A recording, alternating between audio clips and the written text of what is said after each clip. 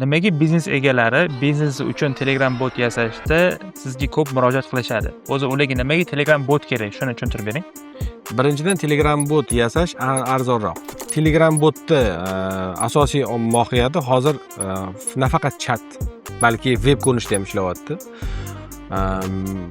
Mijoz olib kelish uchun ko'proq web ko'rinishidagi Telegram botlar ommalashyapti. Bu xuddi sizni mobilniy prilojeniyingiz borda ishlatsangiz bo'ladi, hozirgi Telegram botlar. Siz o'zingiz mobil ilovangizni ishlab chiqarmasdan, xuddi shunaqa ko'rinishdagi mobil ilovaga o'xshagan versiyani Telegram botda chiqarsangiz bo'ladi.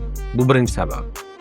Hop, ikkinchisi, botda shablonli savollarga javob beradigan parametrlarni qo'shib qo'ysangiz bo'ladi. Misol uchun lokatsiya so'rasa, telefon nomeri so'rasa yoki qanaqadir shablonli savollar bo'lsa, shularni so'rasa, shunga shablonli javob beradigan qilib qo'ysa bo'ladi. Uchinchi sabab, agar siz Telegram botga sun'iy intellekt uradigan bo'lsangiz, sizni sun'iy intellektingiz operator qiladigan ish qiladi. Mijoz bilan erkin gaplasha oladi va unga mahsulotni taklif qila oladi. Agar u mahsulot yoqadigan bo'lsa, to'lov linkini jo'natib, to'lovni amalga oshirsa bo'ladi. Bunda siz operatorsiz, o'sha botni o'zi sizga mijoz olib keladi.